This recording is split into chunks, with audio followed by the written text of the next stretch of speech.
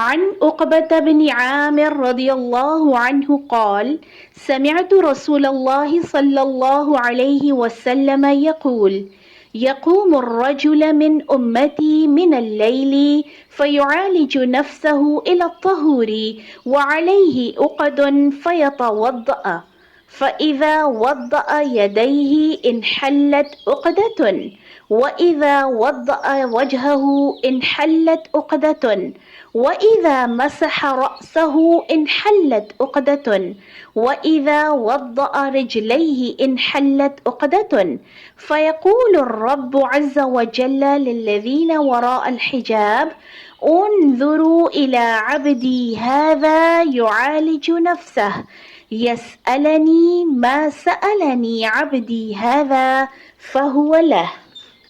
حضرت عقبہ بن عامر رضی اللہ عنہ روایت کرتے ہیں کہ میں نے رسول اللہ صلی اللہ علیہ وسلم کو فرماتے ہوئے سنا کہ میری امت کا ایک شخص رات کو بیدار ہوتا ہے، وضو اور اس کی پریشانی پر اپنے نفس کو مجبور کرتا ہے اور اس شخص پر شیطان کی گرہیں ہوتی ہیں، تو جب وضو کے لیے اپنے ہاتھوں کو دھوتا ہے تو ایک گرہ کھل جاتی ہے، جب چہرہ دھوتا ہے تو ایک اور گرہ کھل جاتی ہے، جب سر کا مسح کرتا ہے تو ایک اور گرہ کھل جاتی ہے، اور جب پیر دھوتا ہے تو آخری گرہ بھی کھل جاتی ہے۔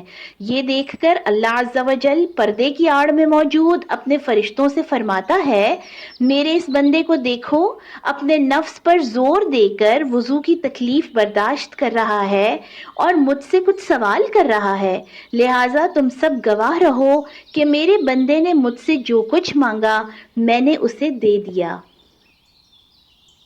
Uqba bin Amr, may Allah be pleased with him, says that I heard from the Messenger of Allah, my peace and blessings of Allah be upon him. One of my followers gets up at night, pushing himself to purify him by performing ablution. On him there are several knots of Satan. When he washes his hands, a knot loosens. When he washes his face, another knot loosens. When he passes his wet hands over his head, yet another knot loosens. When he washes his feet, the last knot loosens. Then Allah the Glorified says to his angels who are beyond the veil, look at this slave of mine who is purifying his nafs and asking me forgiveness. So, what he asks is given to him. Musnad Ahmad, Sahih Ibn Hibban.